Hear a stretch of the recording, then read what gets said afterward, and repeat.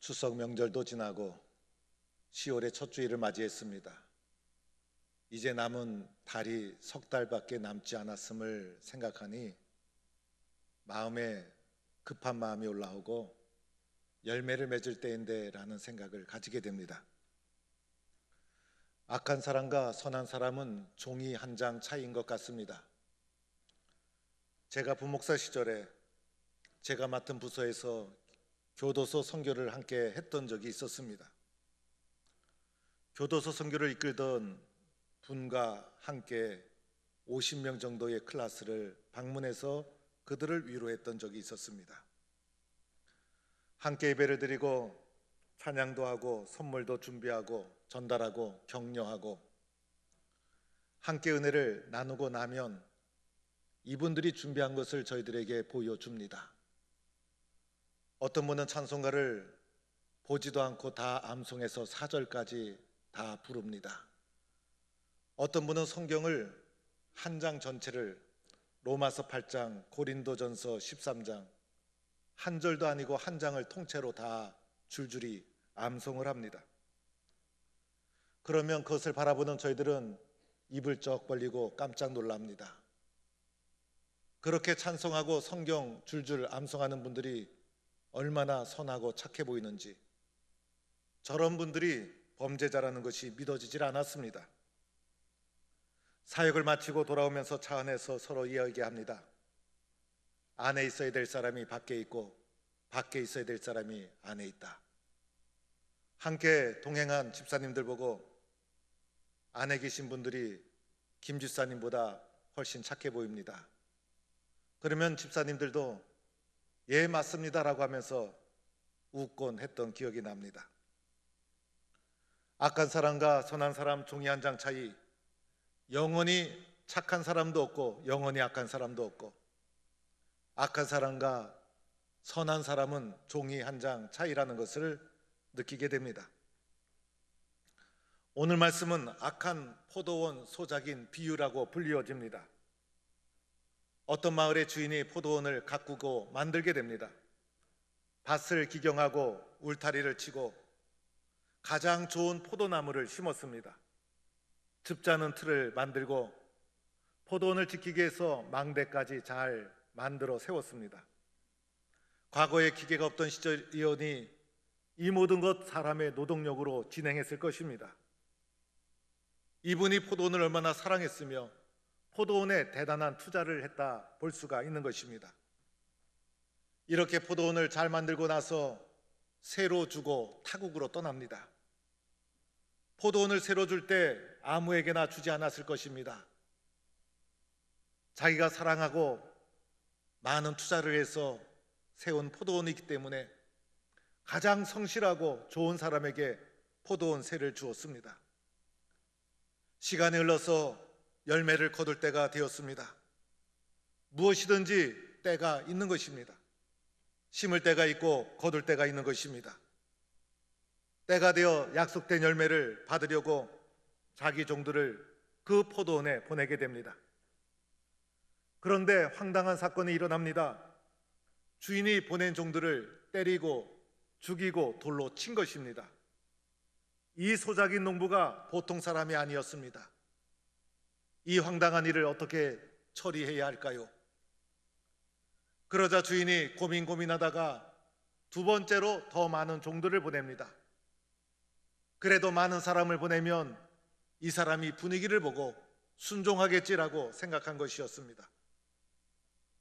두 번째 보낸 종들도 마찬가지로 심히 때리고 심지어 죽이고 돌로 쳤습니다. 전혀 예상하지 못한 사건이 일어난 것입니다. 이 소작인 농부는 알고 보니 잔인하고 독한 사람이었습니다. 세상에 살다 보면 사람 때문에 놀랄 때가 있습니다. 저 사람이 저런 사람이었어? 저 사람이 저럴 줄 몰랐어. 바로 소작인 농부가 이러한 사람이었습니다. 이 난처한 상황을 어떻게 처리해야 될까? 주인이 많은 고민을 하게 됩니다. 마지막으로 자기의 아들을 보내기로 작정합니다. 오늘 31절 말씀에 내 아들이라고 말씀합니다.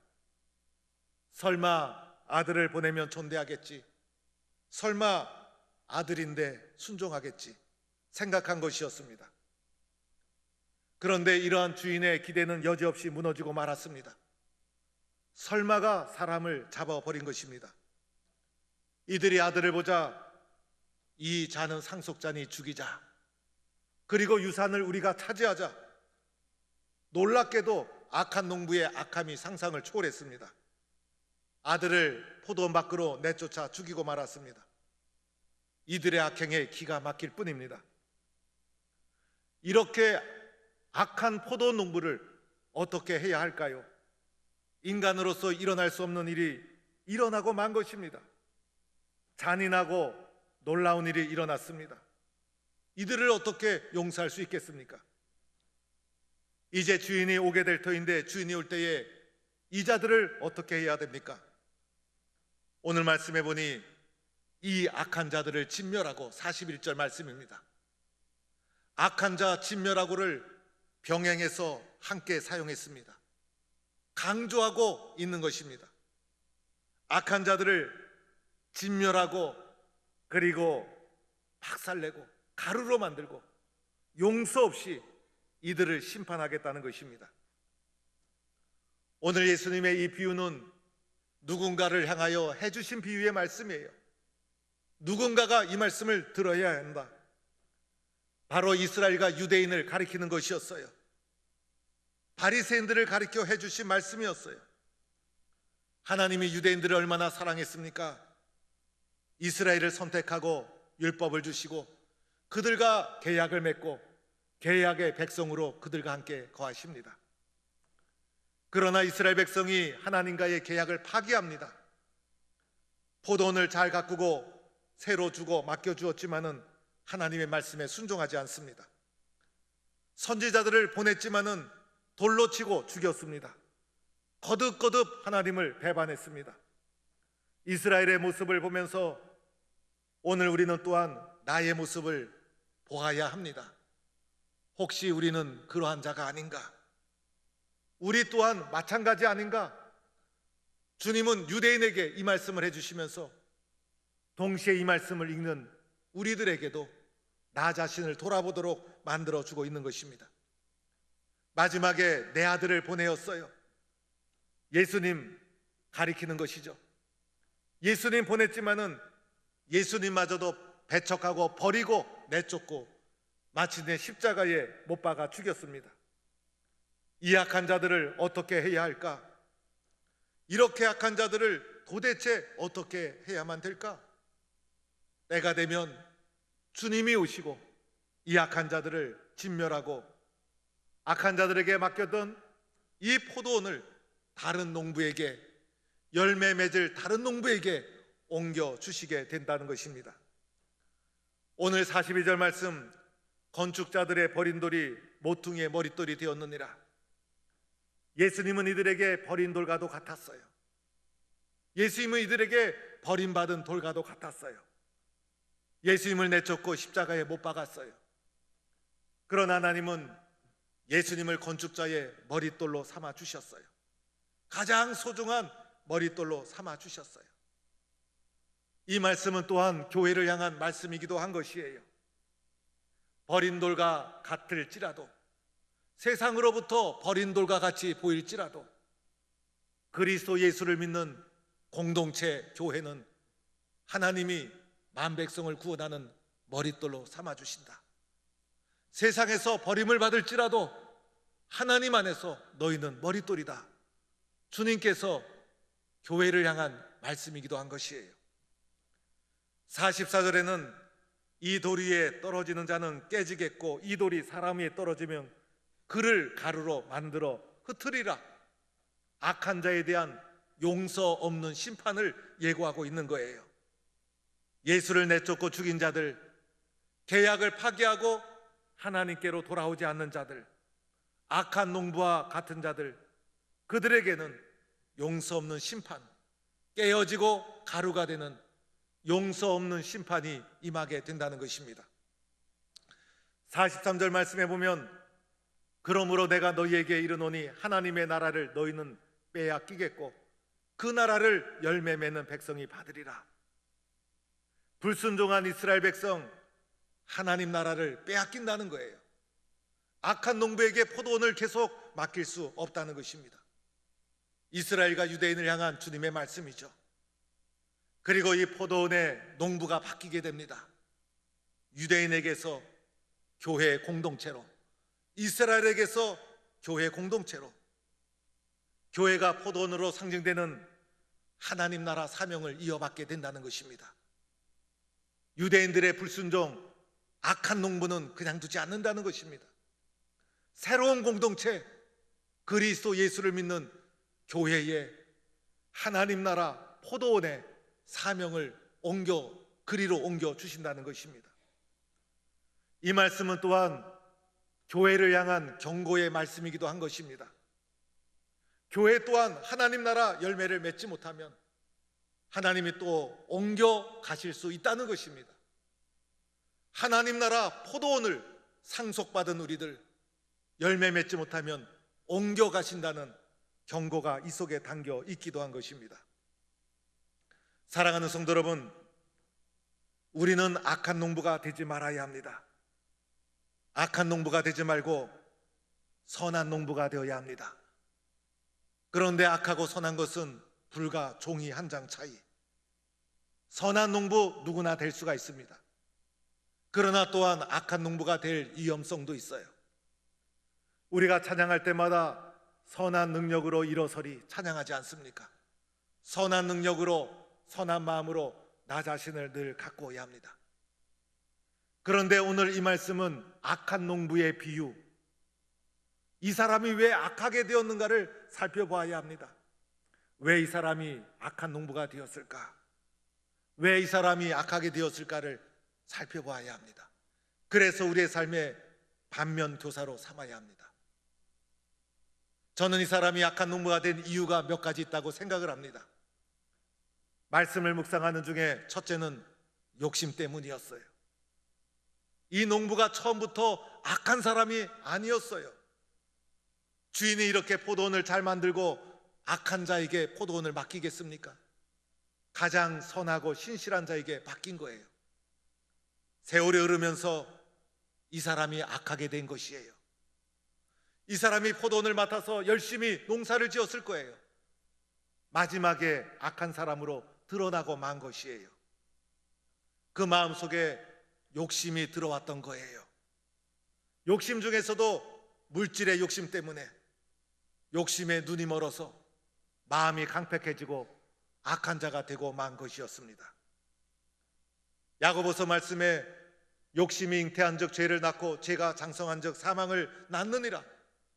욕심 때문에 이 영혼이 망가진 거예요.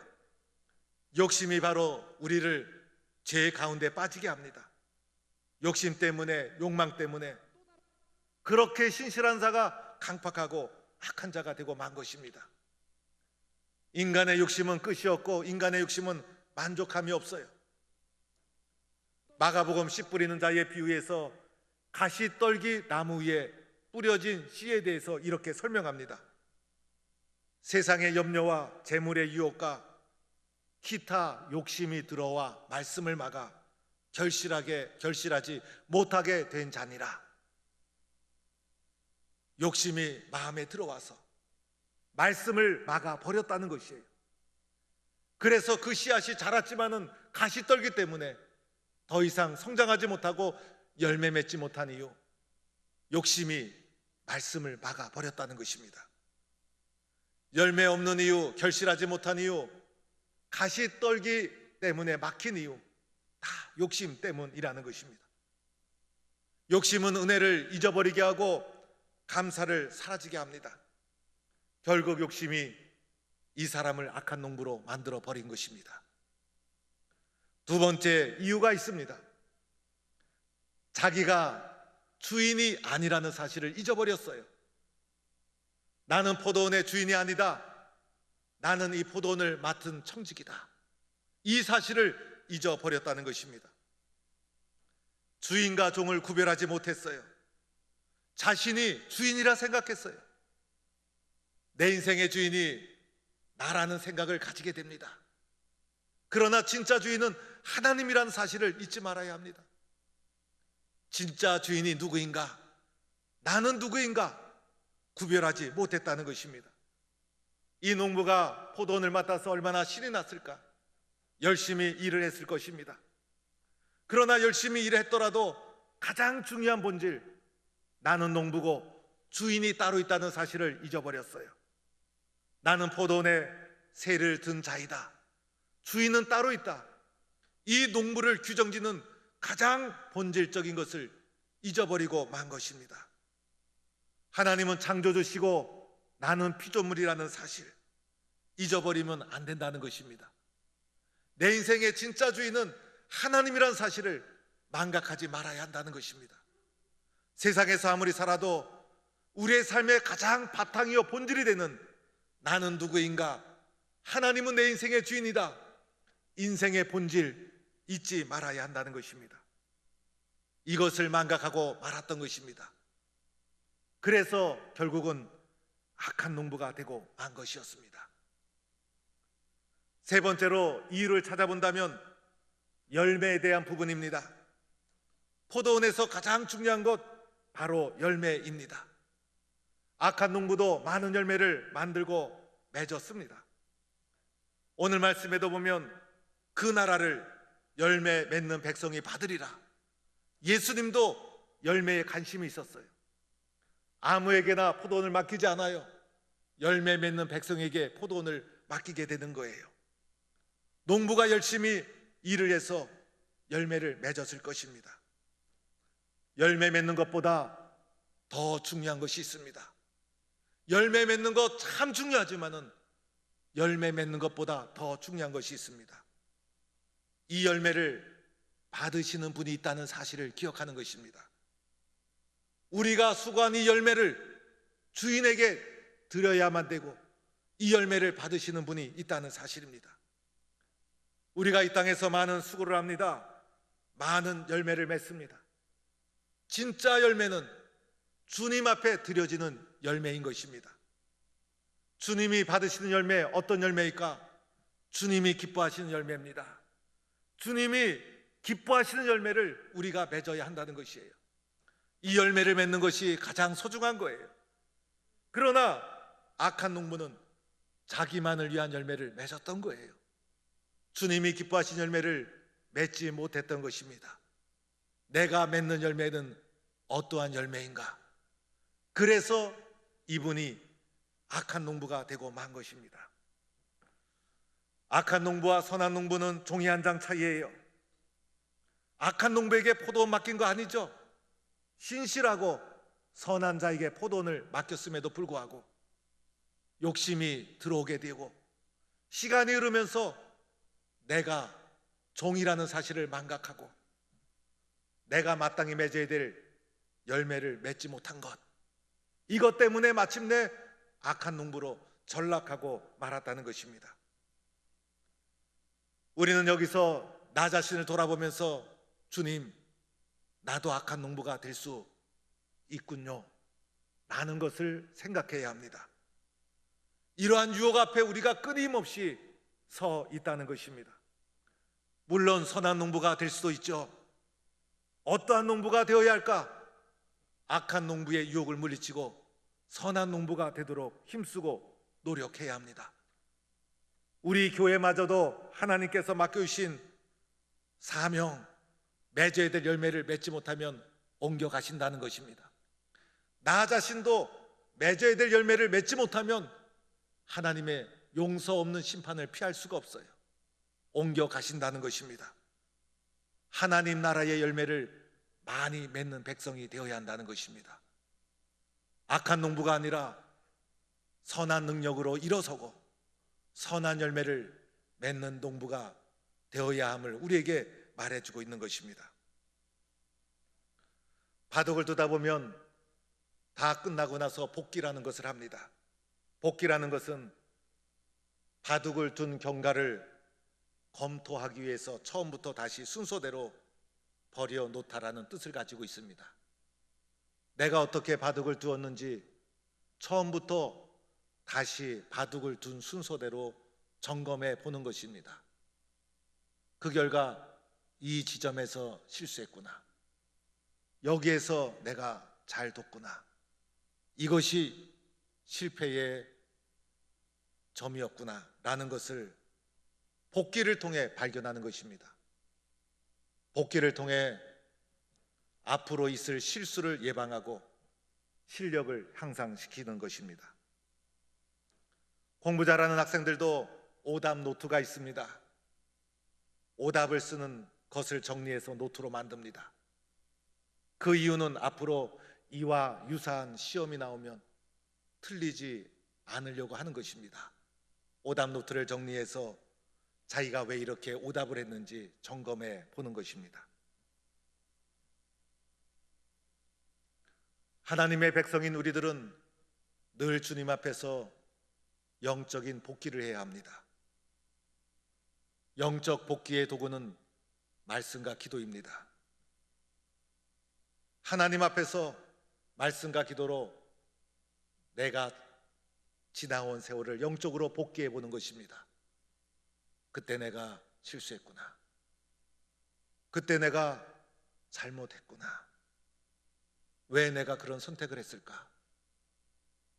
내가 생각해도 그 시절 그때 내가 참 대단했구나. 그 어려움 속에서 어떻게 하나님을 의지했을까? 내 자신의 걸어온 삶을 말씀과 기도로 영적으로 복귀해 보는 것입니다. 영적으로 복귀하는 이유는 앞으로 남은 삶이 너무나 소중하기 때문에, 앞으로 남은 삶을 그냥 살 수 없기 때문에 어떻게 하든지 선한 농부로 살아가야만 되기 때문에 영적으로 복귀해 보는 것입니다. 일사각오 운동, 영적 복귀 운동입니다. 악한 농부를 이기는 길, 선한 능력으로 일어서는 길, 영적 복귀에 달려 있습니다. 그래야 밀려오는 유혹을 이겨나갈 수 있고 선한 능력으로 일어설 수가 있는 것입니다. 사랑하는 성도 여러분, 우리들은 이렇게 다짐해야 합니다. 하나님, 부족함에도 불구하고 저에게 좋은 포도원을 맡겨주셨군요. 하나님 나라의 열매를 많이 맺으라고 나에게 풍성한 은혜를 베풀어 주셨군요. 저는 선한 농부가 되어서 하나님 나라 열매를 많이 맺겠습니다. 이 모든 것이 하나님의 은혜임을 잊지 않겠습니다. 하나님이 내 삶의 진짜 주인입니다. 저는 하나님의 종입니다. 영적 복귀를 통해서 하나님 나라의 열매 맺는 선한 일꾼으로 일어설 것을 다짐하는 성도가 될 수 있기를 축원합니다.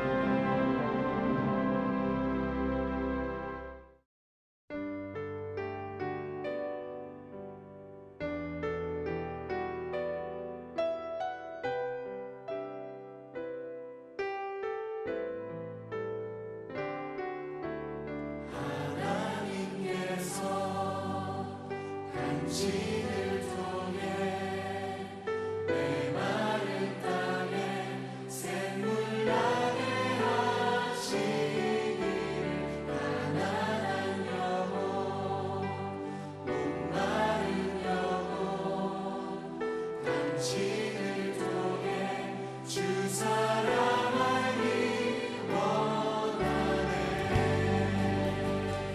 서로 격려하고 축복합시다.